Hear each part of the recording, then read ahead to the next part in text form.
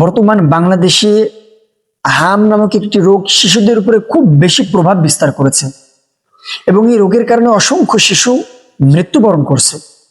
মাত্র কয়েকদিনে প্রায় 50+ শিশু মারা গিয়েছে শুধু এই হামের কারণ।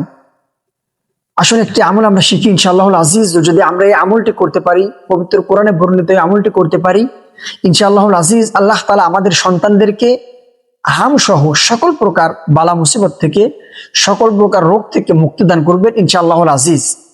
আমলটি হচ্ছে, আমি আমার প্রিয় মাদেরকে বলবো, প্রিয় মা বোনদেরকে বলবো, আপনি প্রত্যেক দিন 5 ওয়াক্ত নামাজ পড়ুন। বিশেষ করে ফজরের নামাজ পড়ে আপনি আপনার সন্তানের কাছে বসে আয়াতুল কুরসি, আল্লাহু লা ইলাহা ইল্লা হুয়াল হাইয়ুল কাইয়্যুম, এই আয়াতুল কুরসি পাঠ করবেন এবং সূরা বাকারার শেষ 3 আয়াত 284, 85 এবং 86 নম্বর আয়াত, লিল্লাহি মা ফিস সামাওয়াতি ওয়া মা ফিল আরদ, এখান থেকে শুরু এই একটি আমল।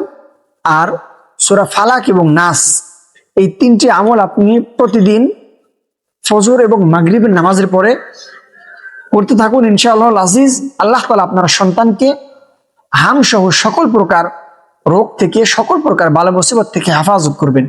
আমলটি হচ্ছে, আমি আবার বলছি, রিপিট, আয়াতুল কুরসি, আল্লাহু লা ইলাহা ইল্লা হুয়াল হাইয়ুল কাইয়্যুম, এই আয়াতটি পাঠ করবেন এবং সূরা বাকারার শেষ 3 আয়াত 284, 85 এবং 86 নম্বর আয়াত এবং সর্বশেষ সূরা ফালাক এবং নাস, এই 3টি আমল করবেন। এই 3টি আমল করবেন এবং আমলের শুরুতে এবং শেষে কয়েকবার দরুদ শরীফ পড়বেন ইনশাআল্লাহুল আজিজ।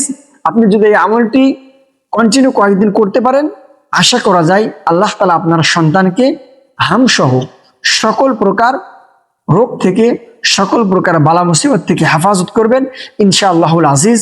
আমরা সকলেই সচেতন হব, আমরা সকলেই আমাদের সন্তানদের প্রতি যত্নবান হব। আল্লাহ তাআলা আমাদের সন্তানদেরকে হাম সহ সকল প্রকার রোগ থেকে হেফাজত করেন, মুক্তি দান করেন। আসসালামু আলাইকুম ওয়া রাহমাতুল্লাহি ওয়া বারাকাতুহু।